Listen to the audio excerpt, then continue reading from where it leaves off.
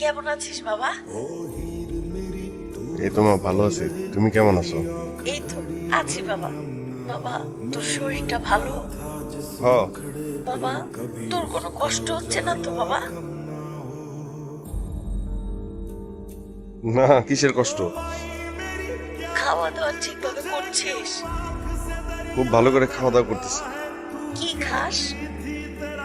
এই যে এখানে তো এই যে বাংলা রেস্টুরেন্ট আছে না, বাংলা রেস্টুরেন্টে বাংলা খাবার খাই।